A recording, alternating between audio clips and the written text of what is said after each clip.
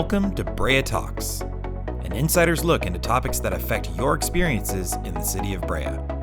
Whether you live, work, or play here, we're bringing you the information you need to better understand your city.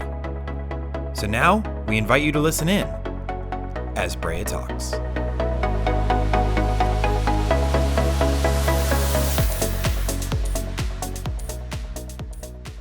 Hello and welcome. I'm Dan Fenstermaker, and today Brea Talks the CIP, or also commonly known as the Capital Improvement Program.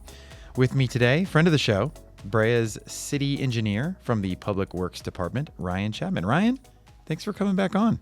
Thanks for having me, Dan. I'm excited to be here a second time. Yeah, let's get to it. The straightforward question, I think, that certainly is on my mind when I hear CIP is, what is the city's capital improvement program?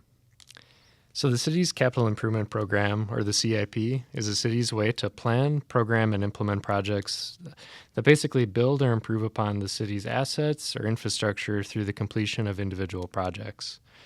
The city's CIP is broken out into a variety of different project types, including street improvements, storm drain improvements, traffic safety enhancements, water improvements, sewer improvements, facility improvements, and golf course improvements. Okay. So in layman's terms, like what would constitute, what's the letter of the law? What constitutes a capital improvement program project? Yeah, so generally speaking, a capital improvement program project would be a planned project that improves or maintains the city's owned assets or infrastructure in the city's public right-of-way, easement areas, or public property. For example, these could include projects like paving projects, signage and striping projects, traffic signal projects, or in a broad base, utility projects like storm drains, sanitary sewer, or water projects, or facility projects like park, trail, or golf course projects. Okay, so city-owned assets that we, the public, see and use every day, essentially. Yep, that's right.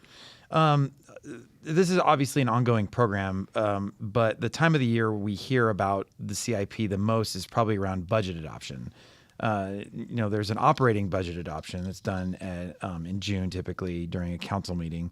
But this is a completely different budget than the city's operating budget, correct? Yep, that's right.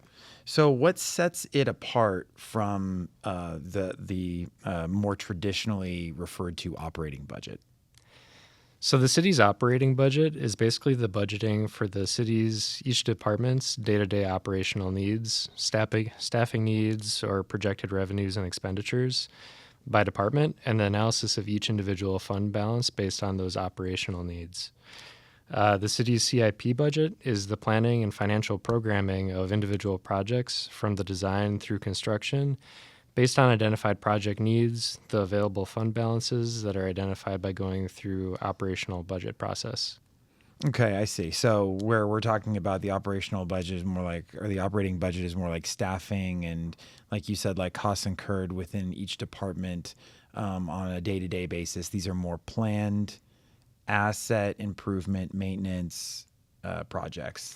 Yeah, they're like pre-planned maintenance projects as opposed to like a project, let's say a water line main break would take place. That's like a strict sense maintenance project. Okay. But these are like program projects that we've identified for the future asset improvements. Got it.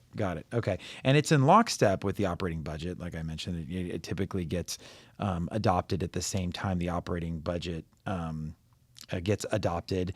And in recent years, we've gone to a 2-year budget, but it's longer than 2 years in terms of its plan. Mm-hmm. Talk a little bit about that.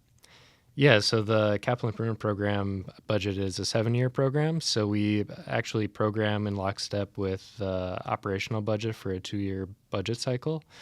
But at the same time, we plan out the projects on a 7-year basis to identify where projects are likely to be completed based off of funding available balances and a variety of other different topics. Wow. Okay. So 7 years out. So that's a pretty healthy amount beyond the 2 years. So there's a considerable amount of strategy, I would assume, when it comes to deciding what projects get funded in the next budget cycle.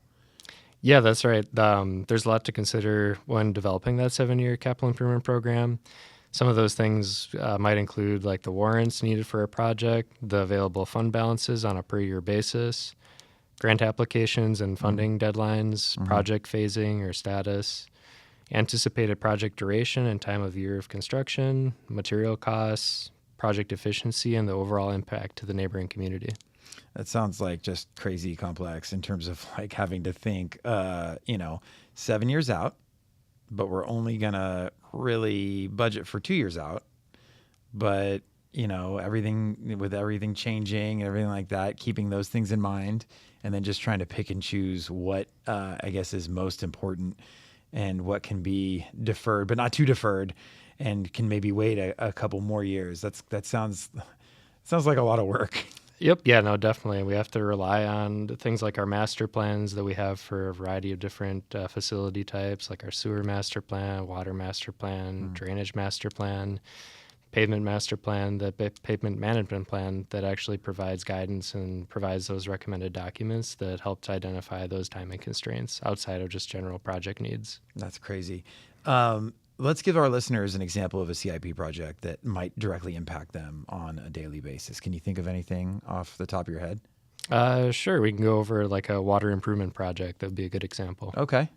So when you say water improvement or water, you're talking about, referring to the fact that the delivery of water in the city of Brea to residents and commercial, businesses is the responsibility of the city, unlike other cities or agencies nearby that might rely on a third party or private business to deliver the water to residents and businesses.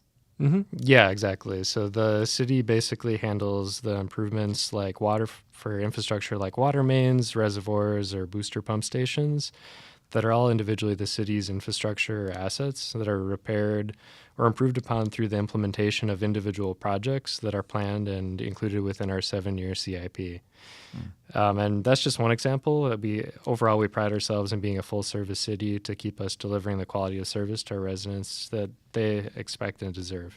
In order to do that, we need to have a plan. And basically, the CIP is just that, a really big plan with a number of smaller individual project plans inside of it. Right. You mentioned that. You mentioned several different master plans a minute ago. And so those are a lot of smaller plans that live within the greater plan that is the capital improvement program, correct? Yep, that's right. Yeah. So when a project gets identified in a master plan, then in the next available budget cycle, in the next CIP budget cycle, that project, if the funding is available, will be identified in that 7-year capital improvement program, whether the individual project gets programmed in the 2-year period or is planned out over a 7-year period. And then based on the available funding balances, that'll identify if it can be incorporated into the budgets, because we don't want the budget to go negative. We want to have a positive throughout. Sure. So that's what pushes projects out or pushes them forward. Got it. Okay. Let's go back to something you mentioned a little bit ago. The budget, the operating budget is a living document. It can has some flexibility, to course correct throughout the, obviously there's procedures for that, but is this also a living document? In other words, if something comes up, you did mention a water main breaking, but if something came up that fell under the capital improvement program, would it be available to be amended, or how to explain how that might happen? Mm-hmm. Yeah, any amendment or change or modification to the 7-year CIP would go before City Council as part of a budget adjustment process where the CIP would be amended, and then the budget associated with that, whatever the identified funding needs would be allocated to the project as part of that process. Okay, I see. So it has to go before council. So nothing can just be, changed on a whim or anything like that. It definitely needs council approval to amend. Lastly, I want to talk about how the CIP is paid for. And there are a few ways, right? Going back, using the example of water, talk to us about just as something that the residents probably can relate to firsthand.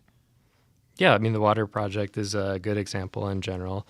At the most basic level, people pay their water bill, and that money goes into a water fund if a water main breaks. Basically, the Public Works Utility Division uses the funding that's within that water fund to pay for the needed repairs. For larger projects, like planned projects that are planned for years into the future, we need to assess the applicable funding balances on a per-year basis. Okay. Like I was mentioning previously, it's basically to understand when we're going to have enough budget to be able to complete the project, while also exploring opportunities for external sources like grants. Oh, okay. So it's important to note on the overall perspective that these external or alternative funding sources require an overall comprehensive CIP budget. And that CIP budget has to outline the detailed project scope, the project phasing, and how that budget will be spent before we're even eligible to receive those funds, which ultimately brings us back to the beginning of our conversation, our capital improvement program budget adoption. I see you did there. Full circle. So all of this, it's a very chicken and egg type scenario, but there is definitely an order to things, and without a proper plan in place, we don't get money in a lot of cases. Yep, that's true. Yep. But yeah, we do a good job of pre-planning, and that's how we move forward and keep the operations moving forward here at the city. This is probably a good time to do this episode. It sounds like with all the work that goes into this, that I actually caught you at the right time. In a year from now, I probably won't even see you for 5 minutes at a time. Yeah, no, we're about to get very busy again as we start the budget process. But yeah, it's great to chat with you. Well, I really appreciate it, and I don't want to keep you from any of the other responsibilities.